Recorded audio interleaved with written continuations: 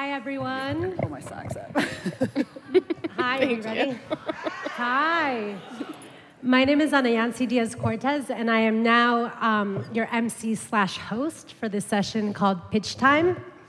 And I'm really excited to be a part of this because it's really unique to have four, I feel like I need to take this off, but because we have four unique podcast powerhouses right here, women that are creative and entrepreneurial. And today, it's really special to get this opportunity to see how their brain works and how they make decisions. I'm an independent producer, so I've been around the block in terms of pitching. I know how crazy making it feels to pitch, how important it is to stay pithy and calm and get that rambly idea down to an elevator pitch. So I want to honor the 5 pitchers you're going to meet right today, because it really takes a pair of ovaries to do this, especially for a live audience.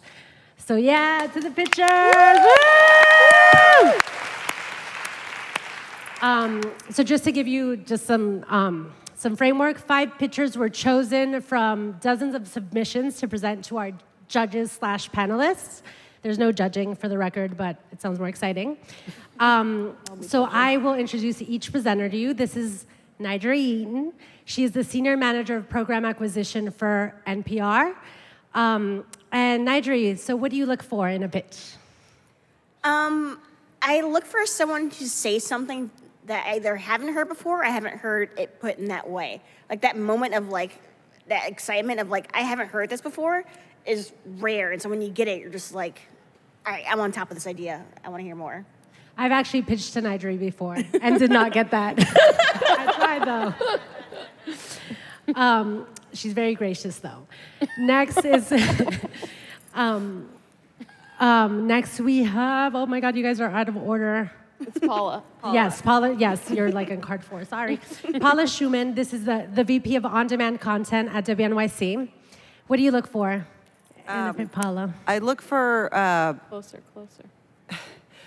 people who know how to use a microphone. I look for people who know WNYC Studios, who are coming because they feel like they're a good fit for our portfolio, they know who we are, and they can sort of show that in their pitch. I also look for brevity. I feel like you should be able to tell me what your show is in one sentence, basically, and I think that shows that you also have a mind that can, if you can pitch me your show tightly and quickly, then I'm already beginning to trust your judgment and your editorial sensibility. So those are 2 of many things. Thank you. Next, we have Jenna Weiss-Berman. She's the co-founder of Pineapple Street Media. What do you look for, Jenna? Right now, we're kind of looking for pretty specific things. We're doing a lot of short-run, like very deeply reported series over the next year. So we are looking for really amazing stories and not necessarily for like a weekly forever kind of show. And lastly, we have Kerri Hoffman. She's the CEO of Public Radio Exchange of PRX. What do you look for, Kerri? Well, for us, we're actually not looking for ideas. I mean, I think the way that we define the work that we do is we're looking to create a platform for talent. So we're looking for talent that has an open mind to evolve what they're working on, and it's not rigid. The rigidity of ideas, I think, is actually one of the hardest to work with. And so that's how we approach the way that we're looking at new ideas, new things, new people. Thank you. Is it totally distracting back there? I feel bad for our pitchers. No way to make them.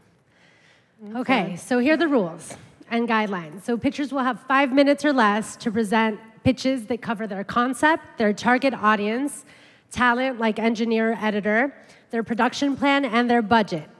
But I think most important why we're here and what our pitchers have to kind of bring home is why it's essential listening. This is the first time our panel will ever hear this. So everything you're seeing is like happening live. They haven't been given any guidelines or pitches or one-liners or anything. So nothing in advance. The ideas that the panel will offer, feedback, honest feedback that's helpful to make the pitches better, of course. But our mission is to give you guys, the audience, and potential podcasters or podcasters a real insight in how these decisions get made, how you marry the creative and the business, and how these women see that, and kind of bring that home to their broadcasters and companies. So our pitchers will have a counting clock down to their allotted 5 minutes, and when they have 10 seconds left, they will hear this very dramatic kind of Shark Tank thing that we worked really hard on, just so you know. And There we go. I like that. That is legit terrifying. Oh, yeah. Theatrical, yeah. Wow. High drama. That's very good. So first up we have Misha Youssef, and she's pitching Beginner. Yay! Can I just say something? Yes. I just wanted to admit that I have actually been nervous about this panel all day, and it's not because of our role, because we have actually the easiest role here. And I'm in awe at the women who are actually pitching in front of all of you for your benefit. Yay! It's not really our benefit, but I've been nervous for them. And so what you just did is exactly the one antidote to nerves, which is loud applause for each of them that come out, because we have to do, I really believe in radical candor in these situations, and so we need you to counter that with great applause. So, And I just, Thank you guys.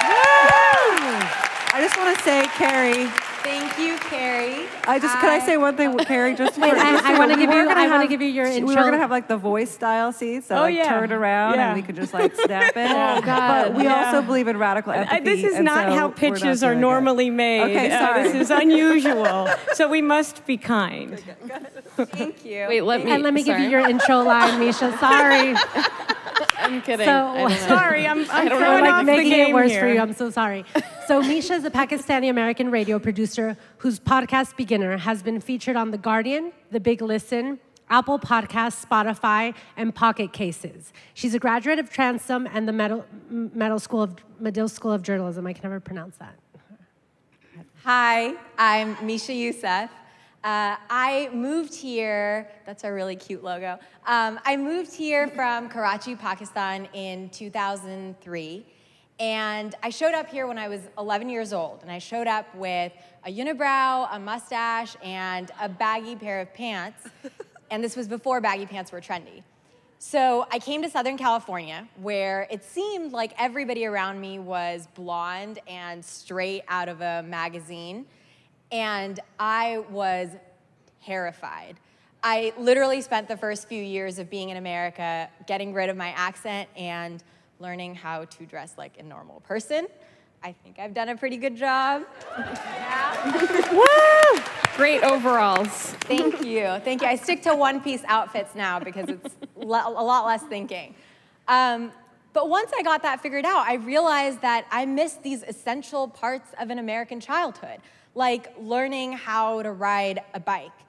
And so 14 years later, I've decided that I'm going to learn all of those things. And I created a podcast, Beginner, about learning to belong as an immigrant in America. Every episode, I learn a new activity. Here's what I know before I get on the bike today. I know how to balance the bike. Too tall? No, it's not too, oh, there, perfect. No, I got it, now I got it. I just need to do that. I got it, let go. I can't turn. All right, now turn left. Turn left again. Left? Turn No, left I again. can't turn left, I can't turn left here, I can't turn. Turn left. You have. No. Mish, you have enough room. I can't turn. Mish, you actually I'm totally. just gonna go up there. All right, ready? Now we're gonna turn left. No, wait, I'm gonna run into You're not gonna run into anything. It's going too fast. So it's terrifying. With 5 episodes out, Beginner has been averaging about 1,000 downloads an episode. We've been featured in major outlets and on homepages of Spotify and Apple Podcasts. And our listeners are all of you. They skew female and millennial, and most of them are in America, but we have an international audience. We have people listening in places like Israel, Turkey, Iran, Iraq, and Brazil. And with these listeners, we have been using a financial model of advertising so far, but eventually with future seasons, Beginner can expand into TV, film, pop-up amusement parks, and live events as wacky as the subject of the podcast, learning an activity in front of a live audience. Like when I threw a concert and faced my biggest fear of singing. Okay. So you go, can you do that? Great. So this just loosens up the face and the vocal cords. So. You have to do it according to the piano. Well, That's so would be. So far, I have been making Beginner all alone. And it's been really cool to see the traction that the podcast has gotten, but it's kind of lonely. And I've been incredibly eager to see how much bigger and more impactful the podcast can be with a talented team of people and with others who are passionate about the immigrant story. One of the things that was really important to me when I started making Beginner was the tone of the podcast. I wanted it to be a story that was playful. I didn't want to focus on the immigrant narrative as a story of pain, loss, and exclusion, but instead as something that was about hope, gain, and belonging. And I want future episodes of Beginner to focus on the stories of other immigrants, first-person narratives. You get to be in their shoes. Because belonging is not exclusive to immigrants. Every person in this room has felt what it's like to not know the things the people around you know. And it's important for us to say to each other that we're not alone. Thank you. Wow, good pitch.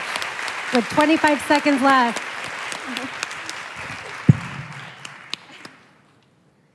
Should we start with you, N'Jeri? Is that okay? I can. Sure, We no. can switch it next time. We can go the other way.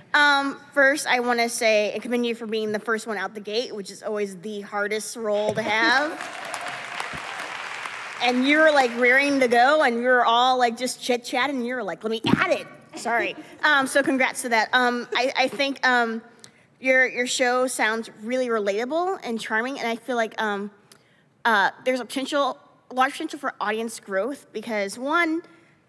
When you said, like, I learned things I didn't learn as a child, I bet you everyone, like, who in this audience was like, there's something I want to learn now that I didn't learn as a child, right? For me, like, I never learned how to do a cartwheel. I don't understand how people can, like, hurl themselves to the ground. So, like, I immediately relate, even though I'm not an immigrant, right? And so I think also when you're talking about your audience, you said, like, female skewed and we have some international.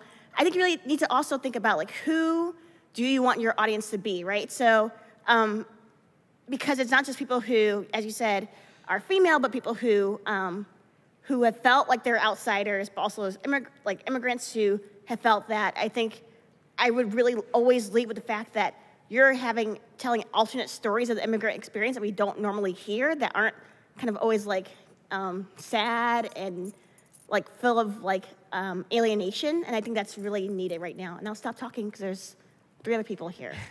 Yeah, I thought that was a great pitch. I thought it was great because you started with your story and telling us sort of how you came to the idea. I had a little hard time hearing the audio, but I feel like it was strong. Note to self for next year. And it feels replicable, which is another thing that we look for. Is like, can this be done over and over again?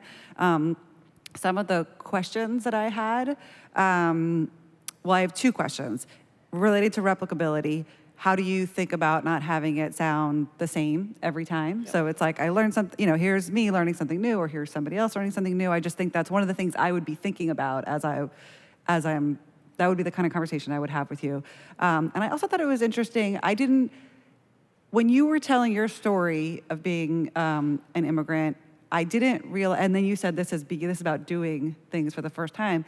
I didn't immediately know that it would be, that everybody in it would be coming from the immigrant perspective. And when you said, it's basically what N'Jeri said, when you said everybody knows what it's like to not know the things that the people around you know. It felt very relatable, and I felt like when I first, learned to shave my legs, and I thought everybody else did, like you immediately think, you thought cartwheels.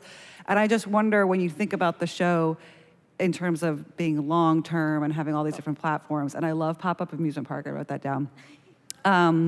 If you would think about it, broadening out, it starts from you and who you are and your experience, but if you think about whether it could broaden out to anybody and any kind of experience, and whether again on that, whether you think every beginning experience has to end in a success or a failure. I mean, how do you keep it different every week or season? Yeah, I would say a lot of that same stuff.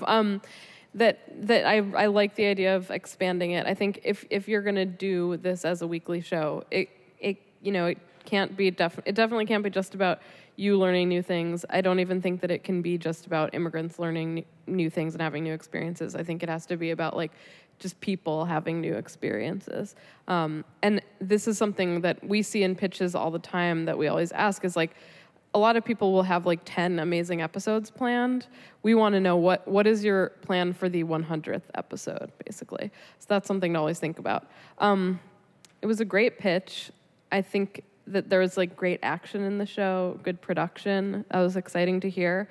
And I think it's also exciting that you're thinking ahead to sort of the other intellectual property potential of it. This is something people are super interested in right now, is kind of a podcast to TV and film pipeline.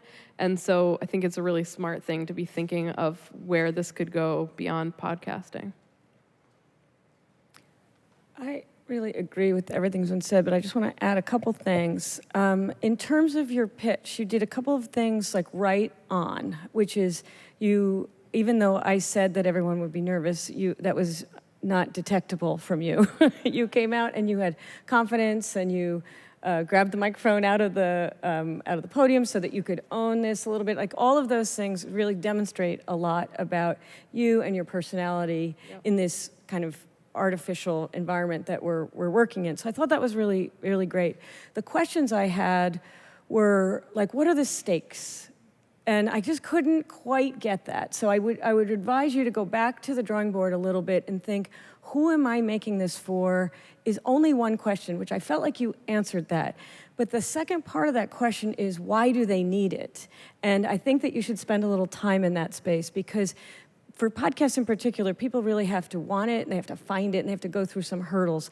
So the struggle that I was having was, it's kind of a universal concept that was also unique, and I couldn't figure out which one you were being at which time. And so, for example, even the bicycle example, that's probably something some can relate to, but let's say I can't relate to that. Let's say I learned to ride a bike. Why would I not skip that episode and go to another episode? So how do you when you're thinking about the 100th episode, how are you pulling people along in a way that says, I can't wait to hear the next one and figure out what they tackle and what that narrative conflict is that I really care about? And I guess the one other piece of advice is, I think that there's some more interesting stuff to mine about you that I didn't totally hear in the audio, but I did hear and could see from your pitch. And so I would sort of get in touch with that a little bit more. So, well done. Let's hear. Wait, Misha, come back. Misha, come back. There's still a minute 30. Misha, come back. What? Sorry. I just want to say one thing, which I think is related to what Kerri was. She was about to offer you a job. It's just that it seems like the idea is pretty focused on things you would have learned as a typical American childhood, right, or growing up. And I actually think a flip side of that would actually be really interesting. So what are things that you would have learned if you had stayed in Pakistan? Oh yeah. And that perspective too, because that's also really interesting. And I think that's that duality of being first generation. I think a lot of people struggle with. So you can expand it. Not to ruin anything, but that was the plan for season 2. All right, give it up for Misha. Woo! Thank you, N'Jeri. Sorry. So next up, we have Alisa Barba, and she is pitching, and she is Oh, and she is pitching Inside Energy. She has edited different public media collaborations and used to be NPR's Western Bureau Chief. Thank you. Hi, everybody. So I'm supposed to wait for the clock to start. That's what it says. It'll start when you start. Maybe you start the clock. Oh, okay. Maybe. Yeah. Oh. Yeah, are we? That should not come out of her time, just saying. No, that's not. It's not starting yet. So this, I can riff a little bit. This is going to be really different, really, really different from what you just heard. No, Okay. are we okay? Just a little bit of patience here. Sorry, it's not my. It's on a timer. Paula. Okay. Are we ready? Is that me? Okay. I represent a group of reporters and producers who cover power. Not the kind of power that's running rampant through the halls of the White House these days, but the power that fuels your lives, that fuels your home. We're talking electricity, energy, gasoline, sunbeams, all of it. We are Inside Energy. We've been doing this for about 3 years. We supply stories to public TV and public radio on the really spinachy topic of energy.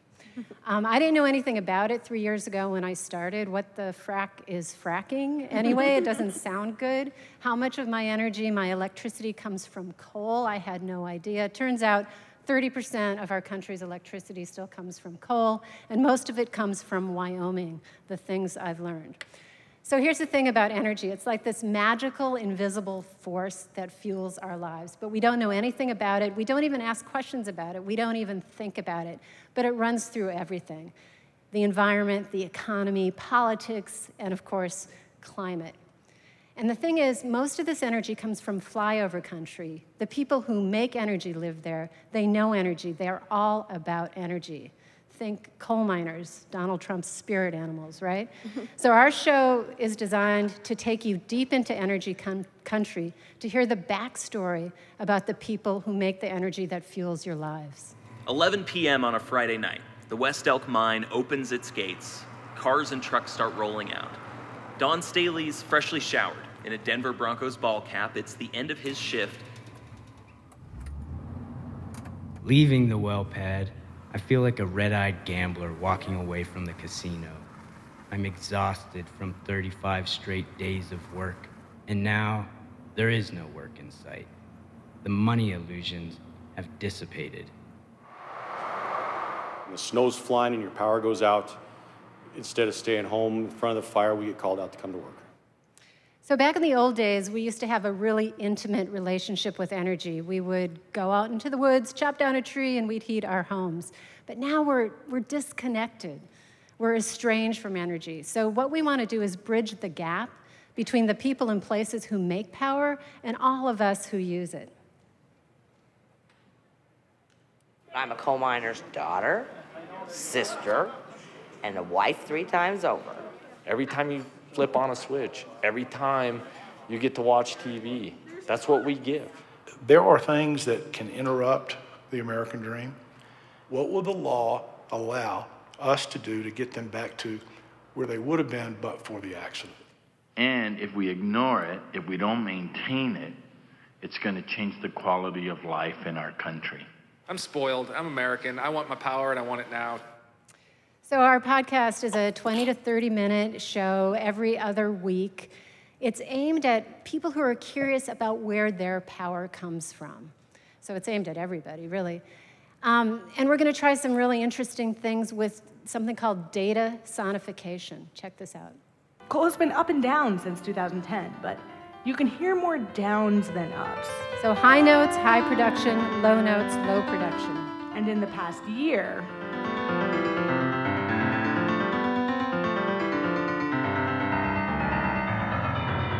it fell off a virtual cliff. So we have a team of reporters who will rotate the position of hosts. They're young and they're hip and they're energy savvy and they're public radio nerds. And by the way, I'm the backstory here. I'm the old school editor who directs this carnival. I'm usually not on stage. In addition to storytelling, we do live events. We try to de-wonkify energy. We tell stories about booms and busts, and we do energy trivia. And we really like to connect with our audience and connect with the people that we're talking to, and we like to be part of a conversation. Would you be interested in a two-way communicating thermostat in your house? Really? I just want a two-way communicating boyfriend at this point. So finally, I want to say that this is a little bit of a Hail Mary pass. We've been doing this for about 3 years, telling these stories that we think are really kind of deeply and urgently needed at this point. But as of December, this project that we've been doing, it's going to shut down its doors. Our funding is gone. So that's bad news, but it's also an opportunity because we can focus now on what we really want to do, is to create a show that about Inside Energy, a show that about everything that powers everything. Thank you, Alyssa. Let's give it up. Thank you. Should we start with Kerri Hoffman, please? Hi, Kerri. Hi. That was awesome. Thank you. I have a couple of thoughts. I was really intrigued by the use of sound for the data. You know, people are doing data visualization. And I thought that was a cool element. I'm glad you included it in the pitch so that we could kind of get a sense for what that sounded like. I can see lots of application for that and with visual companions and that kind of stuff. That was interesting to me. I think that there's also not a lot of very great environmental podcasts. I mean, there's a handful of very good environmental podcasts, but it's still a newish field. So the thing that I like about this one is like when you take big issues like energy or water or like there's like the 5 big issues that really are truly global in nature. I'm intrigued by that. I think that the challenge, and it sounds like you've already experienced some of this, is like how do you take these global issues and really find an audience that's willing to find you, subscribe to you, et cetera. And one of the things that has worked really well in public radio is appealing to the like a curious audience. And in podcasting, that audience is really fractured across many, many different interests and things. And so it's a super hard lift without a hook. Mm-hmm. And so so that's what I was looking for when I was what I was listening to. And so I do think that your show has a good opportunity to be a content partner with another bigger institution that's reporting on these kind of issues, and you can take your slice of it, as you know, that's unique, and add to it. I think that otherwise, it's really hard to, you know, really, you know this already. Yeah. Yeah. I'll stop then. Okay. There's it's just hard. There's a lot of super wonky podcasts out there on energy and the environment. I agree, and I like the idea that you're doing live shows and stuff. I like the content. I mean, it's a really important thing, and there's a wave of people doing cool technologies in energy, and like they should be celebrated and they should be found. And maybe that's a path. Maybe like there's a business kind of hook to this that's micro, that's helping local communities, that's strong. Anyway, I don't want to take up the time from the other panelists, but this is very much, it sounded very much like a very strong radio pitch. Mm-hmm. And how do you put the podcast code on, as I think, and probably more than we can talk about in the 8 minutes, but.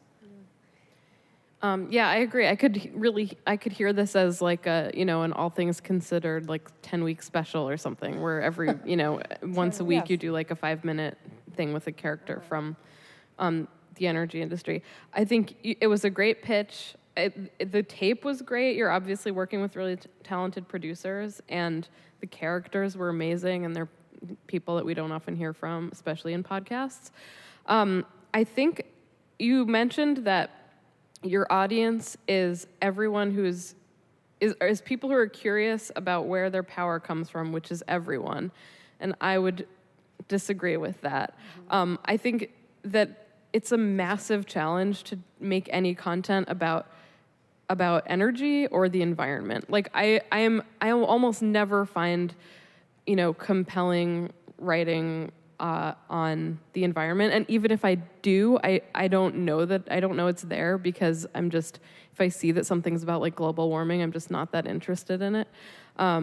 I mean, it's obviously like a big issue that we need to talk about, but I'm not like, I don't think people are really seeking out content about these things. So I feel like to make something like this successful, it has to be more character driven and it can't be as issue driven. So like, I would be really interested in something like this if you turned it into like, I think something that's going to become more and more popular is sort of like reality style podcasts and like reality style radio.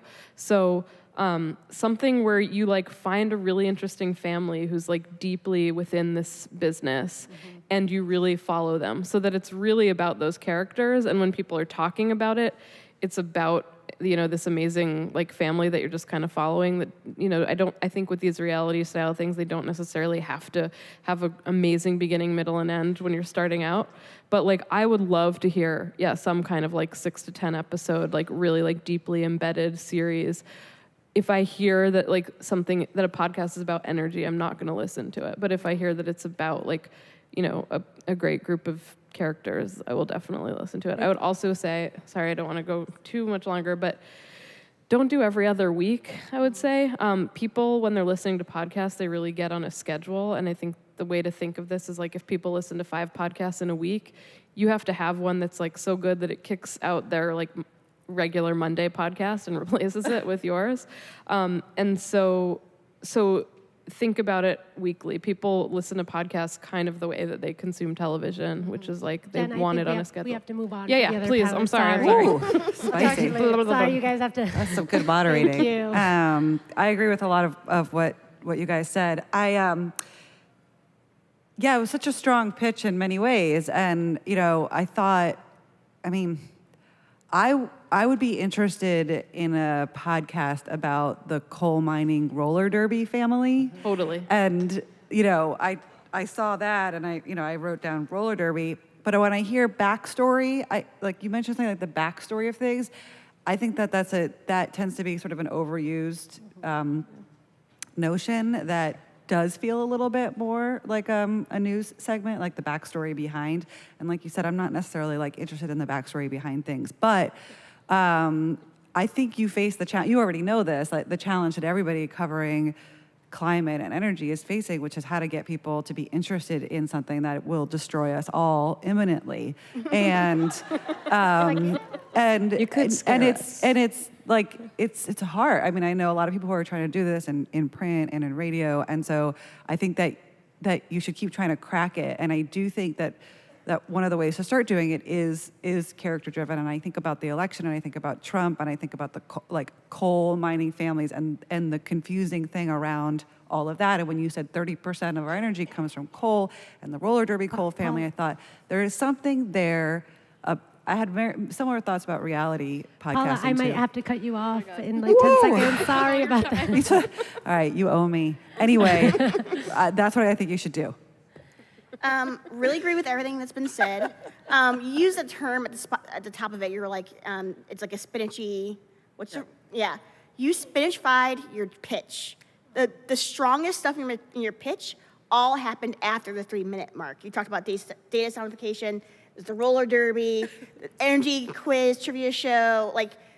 I know you guys can tell stories that will make people care about energy, and it sounds like that's the work that you're already doing, but you bury that way late into your pitch. So I would bring that stuff way up earlier, because it sounds like you're already your team is trying really hard to make it fun and make it accessible. So you want to make sure you're really highlighting that up top.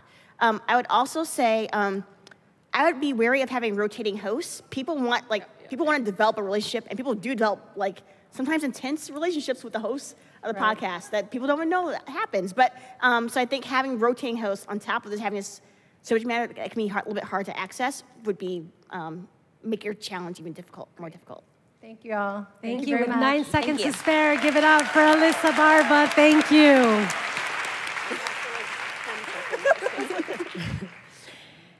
Next up, pitcher number 3 is Nicole Kelly, and she's pitching Bitch Face. Woo! Hi. Nicole is a writer, a Libra. Happy birthday, Nicole. A feminist, and the programming and outreach coordinator at the Women's Center for Creative Work in LA. Hi. So I make a podcast called Bitch Face. Bitch Face is about moving through the world as a woman, femme, or gender nonconforming person.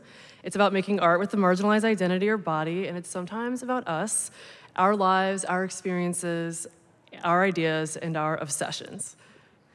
If you like Bitch Face, you're probably a feminist. You probably were not surprised by the results of the last election, and you're likely critical of capitalism and really bored by heteronormativity.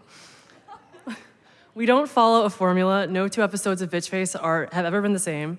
We combine interviews, audio documentaries, essays, and original fiction with a queer and feminist point of view that's smart, original, weird, experimental, and funny. I just want you to tell me when I sound dorky. I want to sound cool and tough. I want to sound fucking tough and cool. Yeah, I want people to think I'm a bad bitch. Hey. Hey, this is Bitch Face. For this episode, we're talking about protagonism and the gaze. The male gaze, the female gaze, the queer gaze. We've gotten pretty interested in taking dominant cultural narratives and subverting them. That's what we were thinking about when we made that last episode about hitchhiking. Very few road stories are ever told about women. Hey! Can we get in? Yeah! Come in. Boys and men are written as agents of change, but there's no space within patriarchy for female narratives of quest. A man on the road is solitary, Veselka writes. A woman on the road is just alone. And also, when we see a greater range of stories about female experiences, it creates possibilities for ourselves in our own minds.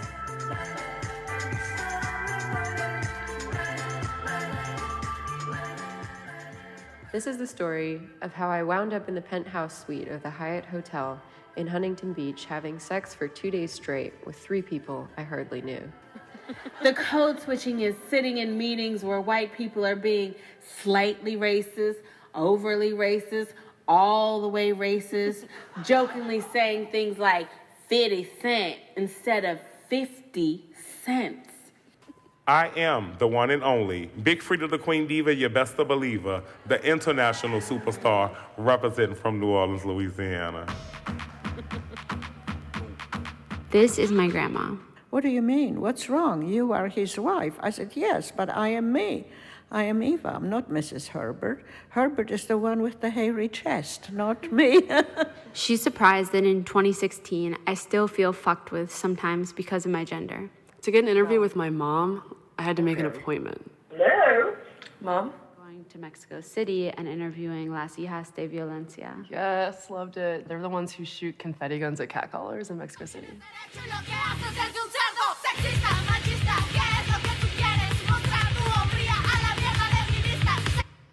Okay, so we make the art, the media that we want to see in the world, an alternative to the white, straight, middle class point of view that is overrepresented in mainstream media, even feminist media made by women.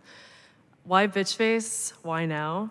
Our audience is growing. We've been recommended in the Anne Friedman Weekly twice, and the episode we made about hitchhiking to Vegas will be in Radiotopia's The Heart next Tuesday.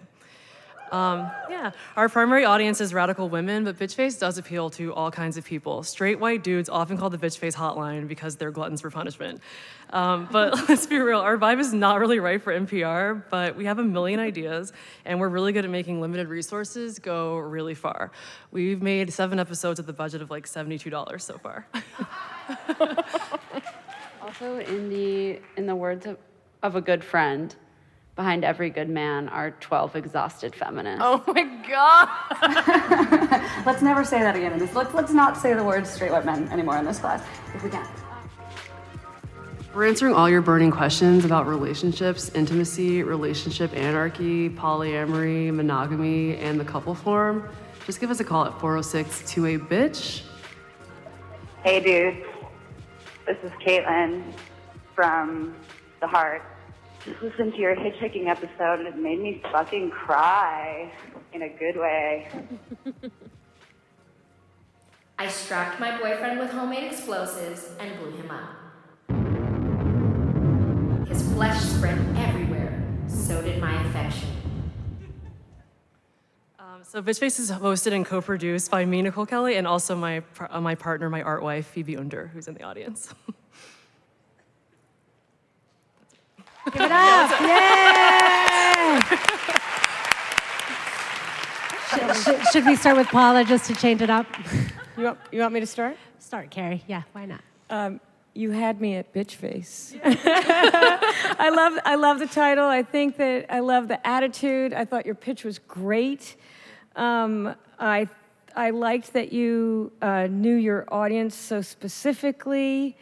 As I was listening, I literally was saying to myself, she should talk to Caitlin at the Heart. This would be great. And so I was really happy that you mentioned that.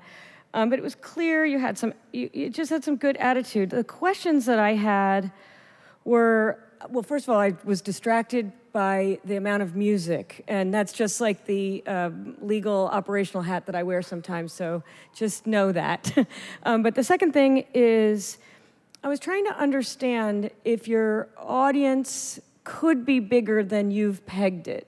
And so one of the things that I think has been amazing about what Caitlin's done at the Heart is that you can be a woman who is 55 and a woman who is 20 and somehow relate to something she's saying, even though she's not necessarily making her show for either specific one. So that's what I was thinking about when you were listening, and I was wondering if you've pegged it a little too narrow.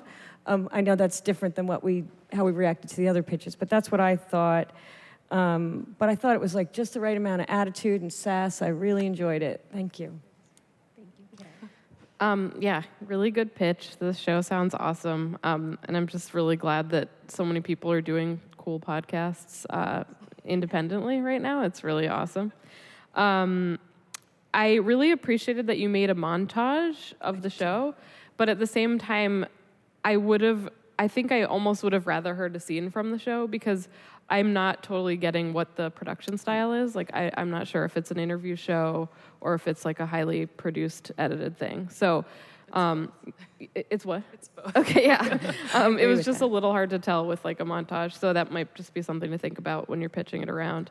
The rest of my notes are more on the content and not necessarily the pitch, so we could talk about that later. Because we should. I went over my time last time, so I'm going to turn it to you.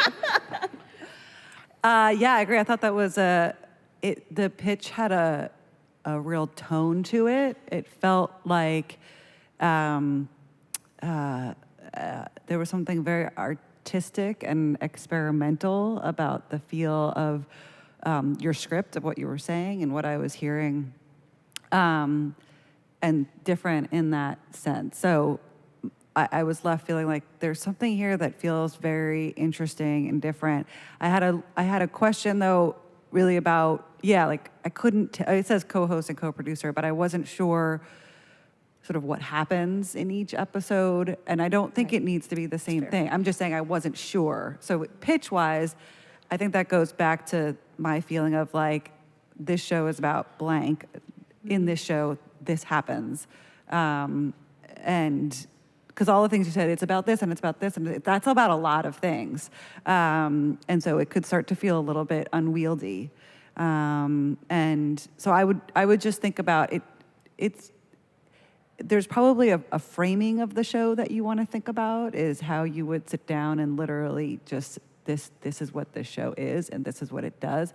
And I agree with Kerri about thinking about your audience and how to have touch points for people who may not see themselves in the way you describe the audience, but a lot of what you're talking about will resonate with them. And it is that idea of having a show that in a way is made for people like the people making it, but that also recognizes that there is a potential giant audience out there to tap that you want to, because you want to move people, and you want to move people who aren't already in your, who aren't already bought in. And I think that's the goal for me. So that's just something to think about. But really, really powerful presentation. I already said this before downstairs, but I want to again acknowledge your amazing jumpsuit. I also, Jumpsuit number 2. I appreciate you saying like, maybe we're not for NPR, and that's also very fine. Not everything needs to be on NPR. But I also think like I am like a target demo, right? A demographic for your show. And I think, as others have said, you have probably a really big potential for growth, because voices that were once like marginalized are the voices that are like kind of like people, the ones that are like really pushing the culture right now. As Heaven and Tracy said last night in their show, like the funniest people are Black people on Twitter, which I fully believe. And so I feel like in some way, like your show can have a ginormous reach. I like that you played audio and that wasn't just a scene. I do think you need to just make sure you set up as like, this is like a montage of stuff. Because I was like, at first I was like one long clip. I was like, no, I'm listening to different things. I also think you played too much. I want to hear more from you and about your vision for the show. And I felt like I got a sense of what your show is. But from a pitch, I want to know, what do you want for the show? How do you want to grow it? Where do you think it's going to go? And I feel like I didn't get enough of that. Because I think, obviously we're all charmed by it. I'm going to go home and subscribe to it on my phone. Totally. But I need to know more about, like, what what more do you want to do? And I think also in terms of framing it, not that maybe you would do like on a website, describe it, but in a pitching session, like, it's very much of like this kind of like zine culture, right? Like, it is everything all at once, and that's the good thing about it. Like, if it came to NPR, we'd probably be like, it should have this set format. Maybe that's why it's not good for NPR, right? But like, really own what makes it strong, and that variety is part of that. But you also want to, I think, make sure you're framing it, as Paula said, in a way that people really get. Good job. Let's give it up for Nicole in her jumpsuit. I could have gone another 50 seconds. I can tell her later. Next up, we have Diana Wong, and she's pitching a podcast called Sample Space. Diana founded Hira Media last year, and Sample Space is the first in its network of podcasts.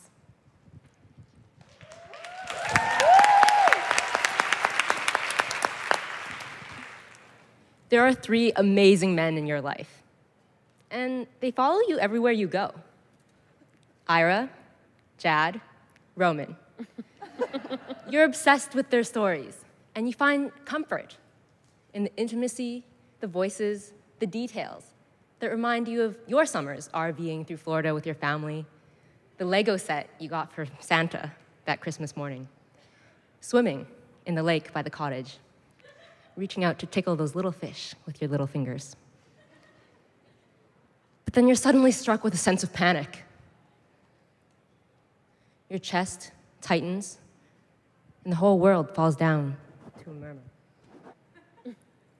You feel like you have amnesia. You start to forget the color of your family's RV. You can't feel the sharp edges of that Lego set from Christmas. And then you realize, those weren't your stories. This isn't your reality. Your family didn't have an RV, and you never believed in Santa Claus. Your parents, who fled Vietnam as refugees on boats, were too afraid of water to even bring you to the pool, much less a lake. These stories don't reflect your reality or the realities of the people around you. So as much as you love this American life and its stories, as much as you connect and understand with that shared humanity at their core, there was always something missing. So you start your own show. Stories for and from women, people of color, LGBTQ folks, immigrants, and people of different abilities, cultures, ethnicities, and privileges.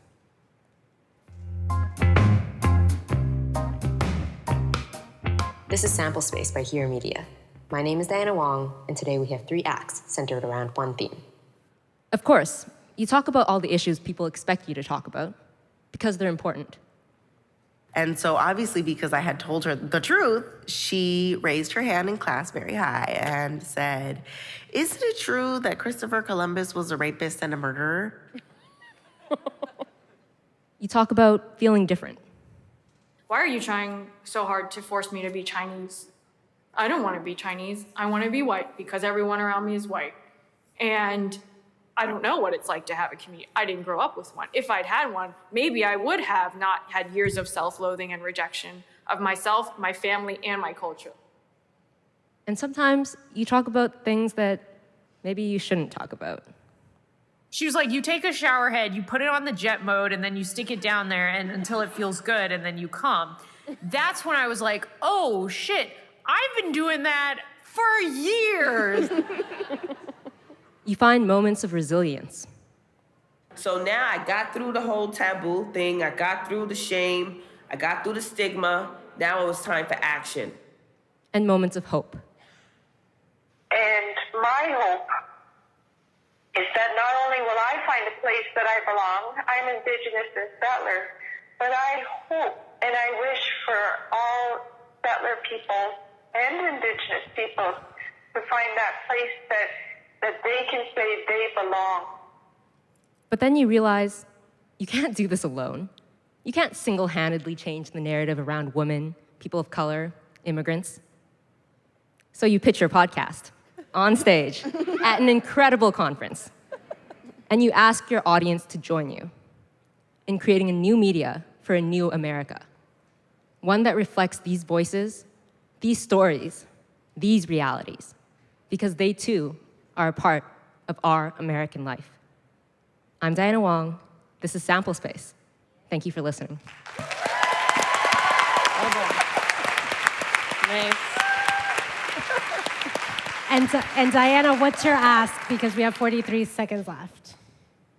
I have 3 asks and 3 minutes of your time, this entire audience. Number 1, think of 3 people in your network, friends, family, people you work with, people you go to the gym with, and share them.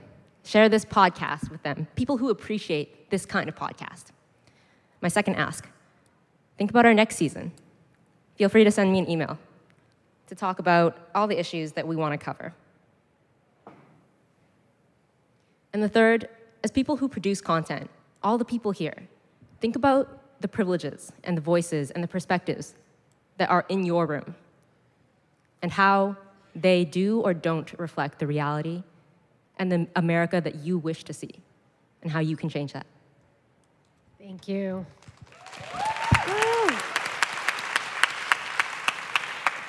Should we start with N'Jeri this time to change it up? Well, we have to start with Paula or Jenna. Or so I feel Paula. like Let's do Paula. Yeah. That was my.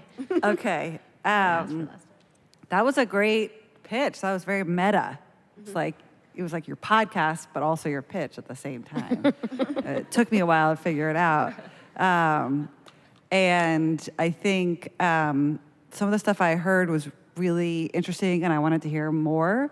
I think one of the questions I have, and I love your art, by the way, and I love that that the pitch very much started with, again, I mean, I think understanding where you're coming from and the origin story of the podcast just helps to sort of frame who you are, because, I mean, it's like Kerri was saying earlier, you know, we make decisions about what we want to do based on the people less than the idea. And I think one of the things that was really persuasive about your pitch is, like, you seem like someone, you know, who has stage presence, a great voice, and someone I would want to hear more of. So that's very important. One of the questions I had is how much of a kitchen sink is it? You know, I think you listed off like a sort of broad, you know, women, people of color, LGBTQ, and I will say, we do get a lot of pitches. I get a lot of pitches that cover that ground, and so I think you need to be really mindful that there are other people whose pitches might sound similar to yours, which is stories from non-white, non-men, et cetera, and that resonate with those people. And so I think your show might be actually amazing and better than any of those, but I think you risk coming across sounding too similar to all those. And I think it's important to think about what sets you apart. And it's funny because we were talking about with Bitch Face, like having it resonate with a broader audience. And in some ways, I'm kind of saying the opposite to you, which is think clearly about what your show is and isn't. And right now, it's stories from a wide group of people. So I don't know how to I don't know how that is different from other things that are out there. So I think you're doing yourself a disservice, because I think the things that I heard are very interesting, but the packaging that you gave me feels potentially too non-specific, if that helps, if that makes sense. Should we go to Jenna? Sure, yeah, I totally agree. I think I loved what you did up here. It was an awesome presentation. And it made me really interested in the show, and I definitely plan to listen to it. But yeah, I did feel like it could be, I didn't know totally what the show was about, and that it could be more focused. And I get the same thing, like a lot of pitches that are kind of similar to this, where it's like, we're going to talk about these groups of people, but like, I'm kind of like, well, what about those groups of people? But I really love that you're thinking about the space, and I love that, I mentioned this in the last panel I was on here, but I think that there are really massive audiences that aren't having content made for them in the podcast space, and the more that we can really dive into audiences that haven't yet had content made, the better off we'll be. There's also revenue potential there because people, to be honest, you can make money when new audiences are coming into the space for sure. And, it's not just women and people of color. It's also like there isn't content for children. So I think like when you're making now there are a few things, but when you're making anything, it's good to think of like, is this a new audience that will like really appreciate having content that's made specifically for them. So I'm glad you're thinking that way. I just wanted to add one more thing, is that we launched a show this year called Nancy, and broadly speaking, So good. It's a great show. You got to listen to it. Makes me Kathy cry. too will be. It's a laugh, cry, laugh format. But the pitch could have been, in one sense, the pitch was like it's an LGBTQ show, and that was pretty broad. But what it sort of became was a show about how we define ourselves and the journey it takes to get there. So it really became a show about, yes, it's an LGBTQ show, but the focus is, and it helps us decide what to do in every episode, is learning about yourself, relearning about yourself, how everything sort of changes that you think was one thing and changes over time. So, as told through the lens of LGBTQ people. So I think it's a hard challenge, but it reminded me of that process that we went through with Nancy a little bit. Mm-hmm. Should we go to N'Jeri? I just want to commend you on having a really different pitching style, very a narrative pitch. You were the first person to step away from the lectern to face the audience. Really your whole pitch was towards the audience, right? Including your ask, which is like, I wrote down, what are your asks for us? We want to help. What ways can we help, right? So take advantage of that too, right?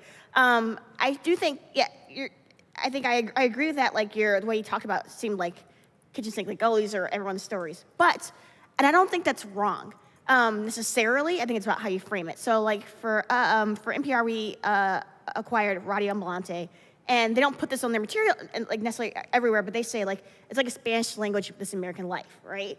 And they're covering Latino stories about Latin America, Central America, all throughout and Latino stories here in the U.S. So, I think you could say sample space is This American Life, but for the reality of the new America. And then we get it much more. And it seems less like you're trying to tell everybody's story. It's like you're telling a story for the America of what it looks like now, not necessarily what we were told it currently looks like. Mm-hmm. And I think that's powerful.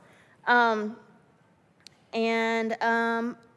when you said there's 3 men in our life that we love, and talk about Ira and Roman, I was like, I don't fangirl over those guys. Am I wrong? Am I? So when you made that turn, it was effective. But at first I was like, I am not the audience for this already. So you don't have to I love the turn you talked about. But since I'm kind of a target audience, you don't necessarily have to give them so much space at the top of your pitch. Mm-hmm. I have a couple of thoughts. I really agree with the other panelists, but I thought of a couple things. I like that you spoke to the audience because I thought that was a way for you to make your time here engaging, and so this is your audience, and so I actually kind of like that you did that. I thought you used the narrate to tape style that was definitely a panel discussion yesterday. I thought you used that artfully, and it's risky if you did not get on this stage and practice your tapes, which I know you didn't. So I thought that was like risky, and it worked. So congratulations on that. Very good narrate to tape style. I also think that it's important for you to describe your show not in what it isn't, but what it is. And there's some techniques that you can use to do that. One is you can just use the from to style, which is I'm going from this to this is one. I was a fangirl of these, and now I am going that. So that's one kind of structure you can make use in a pitch. But the other is sort of the problem solving, which is like, this is the world as we know it now. And here are the limits of that world, and here's my promise. And like, so think about it in those three chunks. And given the time frame that you're working in, it's almost hard to get all that in. It's time to wrap it up, you guys. I'm so sorry, Carrie. Sorry. It's like really ironic. All right. Well done. Give it up, sorry.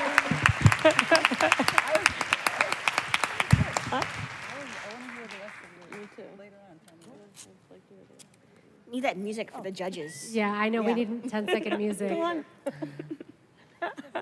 It's hardcore up here. We had where's the music? I'm getting signals from we need No the music problem. backstage. I wanted the like menacing music. Yeah. That was going to be my cue. So we have pitch number 5. She's Hillary Ray. Let's give it up for Hillary. Yay!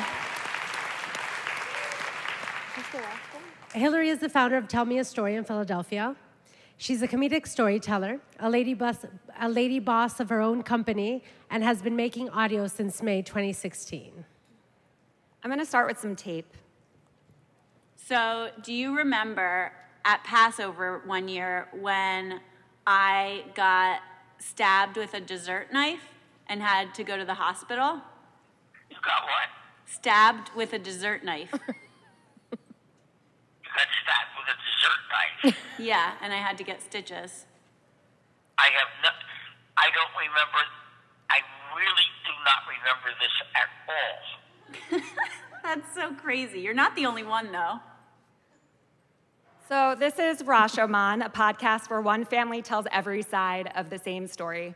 And this started as a live storytelling event with the family that you just heard, with a combination of family members telling live stories on stage, with audio clips of extra interviews in between where the audience listened in the dark.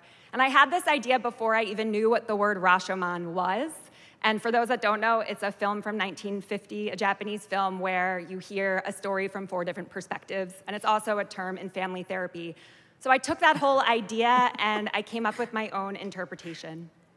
You just listened to Rashomon, a podcast where one family tells every side of the same story. I'm Hillary Ray, your host. In each episode, I'll introduce you to a new family and an event that they all experienced. Whether it's one they were all witness to or one that trickled through the family over time, everyone's perspective will be heard. Once you listen to all sides, you can create your own story. So I'm in the middle of making this now. My vision is that I'll release it in seasons of 10 episodes and I guess bi-weekly with 15 to 30 minutes per episode. I'm the host, but every episode will have a different family, as you heard. So I want to talk about audience because what I was really excited about yesterday is the idea of a cross-generational audience. And my dream is that whoever is the initial person that listens, so I imagine perhaps a millennial podcast enthusiast, then really wants to share it with their immediate family. And then once their immediate family hears it, they share it with their extended family and other families. And so we have a podcast family tree listening party of sorts. And I really want there to be families involved in both the making of the episodes, which is already happening, and in the listening process. My name is Katie Bieber. I'm 18 years old and a senior in high school.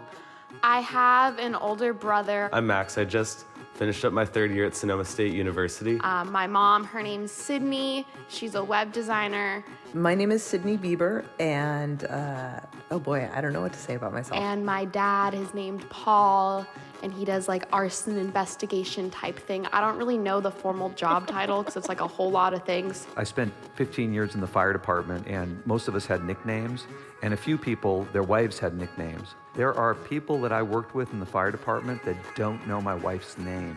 They only know her by the nickname, The Lovely Bride. So The Lovely Bride and Katie and Max and I live in San Jose, California. That's one of the families featured on the first episode, and they also were part of the recording process and actually listened to the episode in separate rooms on separate headphones, but timed themselves to start at the same time so that they could hear each other responding to it, which I thought was a cool way to listen. So beyond the podcast, I want to continue doing live storytelling shows because that's what I do, and I would like to have a new family every time. This is the family of the live storytelling show that we did, and also the idea of families doing Instagram takeovers where we get more insight into their life as a family. And then my hope is to have audio or video postcards with the reaction of once they've listened to the episode because they haven't heard each other's perspectives before then, what do they feel about this story now?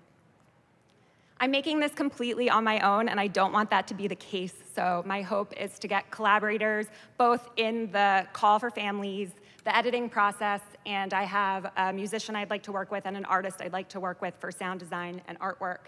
And I need the funds to do this because I want to pay everyone that's involved in the making of this, including myself. And that's my hope. I haven't released it yet, but I put a secret landing page up for anyone that wants to listen to the first 2 episodes. It's up there, and I'm just gonna play us out with one final clip of Stan, who you heard in the first little bit. I simply do not remember it. Who's that kid? Beth. Who? Beth. That's it. Thank you. Yeah. Should we start with Jenna? Sure. With me? Yeah. Okay. Change it up. This was totally my favorite pitch of the day. I think you're the last too, so last but not least.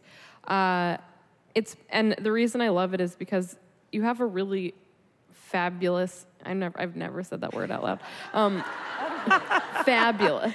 You have like a really amazing. Well, you did when you were describing the jumpsuit earlier. You have a great concept. Like it's 90% of the pitches we get are like, hey, I have good stories that I want to tell. And that's like not an actual concept. So this is like, I love it. It's like, first of all, there's a great story built in because you're kind of going to families and being like, what's a crazy story that's happened to you guys told from many different angles. It's completely like original. I haven't heard anything like it. I loved it. I would say, and I really appreciate that you talked about like money and what you would need to make this a reality. One thing I would work on just from a content stance is the narration and the music. I think this is something that a lot of people do is like they'll read the narration and it's obviously read. I think the best thing to do when you're narrating a podcast, read something to yourself, move the writing away from you, and then recite it from memory, so that it just sounds a lot more conversational that way. So that's the only thing that I would, change on it. I like the production. I like the fast kind of Radio Labby speed of things where you're cutting really quickly. It's awesome. It was great. A lot of potential. Kerri? Yeah. You can clap. It's good for her. I agree with Jenna. I really enjoyed this. I like that you started with tape. I thought that was great. I like the name. I thought that was a clever tie-in. I can easily see the Instagram and associated photo components. I could get there very quickly. I liked that. I like that you have the ability to do some follow-up, just a return to the story with the family. I also like that you said what you need. The one caution I would make is I wasn't sure if it was all going to be funny or if it was going to, like some of these stories that families have misperceptions of are tragic. And so I was wondering how you would handle that or what your intent is. And I also thought to be careful of the trap of like the clueless dad. Just be careful of that in every episode because it's only in that one. Okay, good, because it just gets old. So, there are a lot of clueless dads out there. Yeah, well, this is fair. Call Central Casting. We need a clueless dad. All right, well N'Jeri? Yeah, good pitch. I have a question. So what you played for us, especially I think the second tape, it's quickly cutting between family members. Was that tape cut that way for the benefit of the pitch, or is that how the show is? Yeah, it's the way the family was introduced within the full narrative of the story. I found it hard to pull something that was the actual So show. I guess because my question is like as a film studies major, film nerd, if it's truly Rashomon-like, right? Like the daughter would tell her whole version, and the dad would tell her his whole version. Right. Is it like that or no? Each episode's going to be different depending on the story. I guess that's why I'm saying with the name, it's inspired by, and I've had some film people also question me. I know we're super nerdy. But that's why like the that. tagline's every side of the same story, because it's not always going to be a differing perspective. It's just multiple perspectives. Okay. Yeah, because for me that I think that's where the hang-up is, right? So if you know that term, you have very specific expectations going into it. So I would say you might want to consider a name change because people either have that like me, like pretty firm, or people don't know what that term is at all. So they might be like, I have no idea what that means. That word is completely foreign to me. I'm not going to click on it. And like names and logos are like half the battle of getting someone to listen. I also really did appreciate like your slideshow, which is super helpful. Like, this is what it is. This is what the concept is. This is what I need. Like right on for a pitch. I love the concept in many ways. I love family dramas in general. I immediately thought of The Celebration or Celebration, which reminded me of, it's like the Danish movie where they all gather and then it's like, he tells the daddy he molested him, and it's like, well, but it made me think of what Kerri was saying. Is like, is this funny? Is this not? And I think so. There are two things that I thought of. One is how can things unfold in an episode where I'm not just hearing their versions, but there is some discovery among the people there about those versions, and I feel like that's where the surprise and the tension will come from, because there's always humor in people who remember things differently. Like that's funny, but that's just one tool in your toolbox, right? And so, how do you get it from people talking at me and telling me something to discovering things in that regard? And I think and then the other thing I thought of, which I would like to see in the pitch, is how the hell are you going to pull this off, right? So I immediately, and again, this might be like the suit talking, but like, how do you find these families? And so you have to find new families for every episode, and each person in that family has to be a good talker, or, the majority of them. And I want to feel moved or surprised or think about my own family or something cinematic in a way. And so I just think that's something to think about. And you might have the answer, but I think it should come in your pitch, and you might, explain to me like how you've done it before and how you plan to do it. Because I'm thinking of the production cost of this whole thing just seems very difficult, and finding the people week after week or season after season. So that's just a problem to just think about. But overall, I mean, if you were able to tackle that, then I would be like very excited to hear the show. And again, if family dramas are just comedy drama, whatever. I think that everybody has a family, so it's resonant. Can I just say one more quick thing? Because you talked about that Danish film, and Kerri's one to start talking about like not just having light films. I think it's weird they were all like coming from dark places. But I thought about that David Carr book, Night of the Gun. Have you ever read that? It's just he was had a drinking problem, and there's I can't remember if he shot someone or like I can't remember what it was, but he like blacked out one night, and the whole book is like kind of uncovering like what happened that night of the gun, right? And talking to all these different people in his life about who he was, where was he at that point, and it was really Thank you. I'd like the five pitchers to come out and take a bow, please. Nicole, Misha, Diana, can you guys all come out? Where's everyone? Can we give them a round of applause? Harder, please. It takes a lot of courage to come up here. Thank you. Thank you, guys. Thank you. Cool. I think Jennifer's supposed to come out and say thank you, but if not, thank all of you for coming here. We're a great audience. Thanks to each of the panelists. And here we are. I'll come say thank you. Yeah, thank all of you for coming, and thank you for doing this. This is really great. Are you all coming to Death, Sex, and Money tonight? Cool. Definitely come. Your tickets are at the box office. If you don't have them already, it opens at 6, and we hope you'll all be here for that. We are back here on the main stage at 9 a.m. tomorrow morning. We have a keynote with Nina Jacobson, who's a great movie producer. She's going to be speaking with Erica Williams-Simon, host of The Call, so don't miss that. We'll see you then. Yay. Thank you to N'Jeri, Paula, Jenna, and Kerri. Thank you, guys. Thank you.